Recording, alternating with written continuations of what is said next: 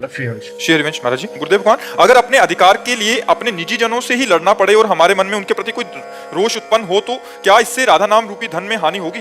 मेरा स्वभाव ऐसा है कि मैं किसी को कष्ट में नहीं देख सकता। नहीं, जैसे कई जगह ऐसा होता है कि रोष करना होता है स्वाभाविक। जैसे गुरु को शिष्य पर दोष दर्शन करते हुए उसको निर्दोष बनाने के लिए कड़ा स्वरूप प्रकट करना पड़ता है। जैसे माता पिता को अपने पुत्र पर उसके दोष को देख करके उसे निर्दोष बनाने के लिए उसे शासन में लेना होता है, ऐसे अधिकारी को अपने अनुयायियों पर, जो उसके नीचे कर्मचारी हैं, उनको काम में लगाने के लिए, निर्दोष काम करने के लिए उनकी प्रमाद स्थिति ना बढ़ पावे, इसलिए थोड़ा रोष प्रकट करना होता है। पर वो स्वांग माने अभिनय मात्र होना चाहिए, हृदय से क्रोधित नहीं होना चाहिए। थोड़ी देर के लिए अभिनय हुआ, अभिनय होना चाहिए, ना कि क्रोधित होना चाहिए। क्रोध का अभिनय और क्रोध में अंतर है। निजी जनों से महाराज जी, जैसे कोई जमीन संवाद हो गया या घर परिवार का, उसमें महाराज जी कैसे? हाँ, तो क्रोध का अभिनय करना होगा महाराज जी, लेकिन मैं उनका दिल भी नहीं दुखाना चाहता, मतलब मैं खोना नहीं चाहता हूँ छोटी सी जमीन के लिए या फिर किसी और भी। हाँ, तो छोड़ देना चाहिए, फिर उस विषय को ही छोड़ देना चाहिए कि आपको जो लेना है आप ले लीजिए और शांति से रहिए, आनंद से रहिए। पर कहीं कहीं ऐसा होता है कि अगर ज़्यादा छोड़ते चले जाओ तो आपको ज़्यादा परेशान कर सकते हैं। तो थोड़ा ऐसा भी स्वरूप दिखाना चाहिए कि मतलब मर्यादित जीवन चला जाए। ज़्यादा दया भी ठीक नहीं होती और ज़्यादा कठोरता भी नहीं ठीक होती, तो उचित कठोरता के साथ दया का प्रयोग करें तो अच्छा रहता है। जैसे आप छोड़ दिए, अब अगले पॉइंट पर आपको कृपालु नहीं मानेंगे कि आपने कृपा की, वो अगला कदम उठाएंगे। फिर छोड़ दिया तो फिर अगला कदम उठाएंगे।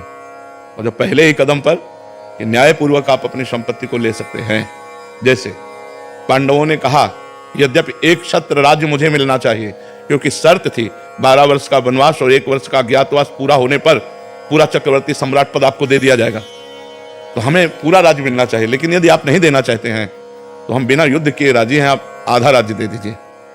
हस्तिनापुर का राज्य आप कीजिए और इंद्रप्रस्थ का राज्य हम करते हैं। उनका नहीं देंगे। आखिरी में करुणा करके इस बात पर बात आई कि यदि वो 5 गांव दे देंगे तो हम 5 भाई काम चला लेंगे, लेकिन युद्ध नहीं करेंगे। तो दुर्योधन ने कहा सूजी के आगे की नोक पर नहीं दूंगा, तो कहा फिर महाभारत पक्का। तो भगवान संधि कराने गए थे, लेकिन भगवान की भी बात नहीं मानी। तो जब ऐसी जहां मूर्खता हो वहां फिर ज्यादा दया नहीं दिखानी चाहिए। नहीं, आपका भी परिवार है तो फिर परेशानी आ जाएगी। एक मर्यादा तक है, खाओ पियो आनंद से रहो, परिवार के हो या निजी जन हो। इसके बाद मर्यादा से अगर अतिक्रमण, तो फिर ऐसा भी होना चाहिए कि अगर हम बहुत सीधे बन जाएंगे तो बहुत हानि होती है। एक बार एक गांव में सांप बहुत परेशान किए हुए था, कोबरा।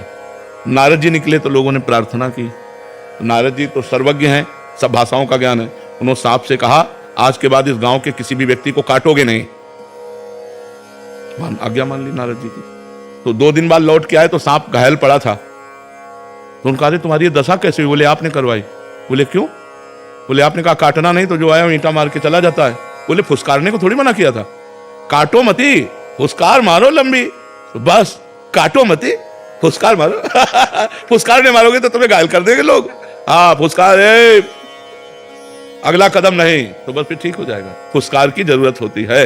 अगर फुसकार की जरूरत ना हो तो आपको लोग बेवकूफ मानेंगे, आपको लोग पागल मानेंगे, आपको आपकी दयालुता और कृपालुता को आपको बुद्धू मानेंगे लोग। संसार का ऐसा क्षेत्र है, इसमें ज्यादा कृपालुता और दयालुता नहीं दिखाई जाती, इसमें धर्म पूर्वक निर्णय किया जाता है। हाँ, कहीं ऐसे ठीक है आप ले जाओ, खाओ पियो, लेकिन अगला कदम अगर उनका बढ़े तो फिर उसका विरोध होना चाहिए, क्योंकि परिवार है। अगर ऐसे होगा तो बहुत ही विचित्र है। वो चाहते हैं हमारा विरोध करो, तो जो ऐसे चाहने वाली क्रिया करे तो फिर उनको फुसकार वाली, वही नारद जी वाली बात दिखा देनी चाहिए कि फुसकार करना चाहिए, अंदर से क्रोध नहीं करना चाहिए। देखो भगवान ने बचाने की कोशिश की कि दोनों भाइयों में युद्ध ना हो। दोनों भाई ही तो हैं, पांडु और धृतराष्ट्र के ही तो पुत्र हैं, तो बिल्कुल एक घर ही तो है। लेकिन फिर विनाश हुआ, पूरे कौरवों का विनाश हुआ। तो अगर हमें जरूरत पड़े तो दया करना चाहिए और जरूरत पड़े तो कठोरता भी करनी चाहिए।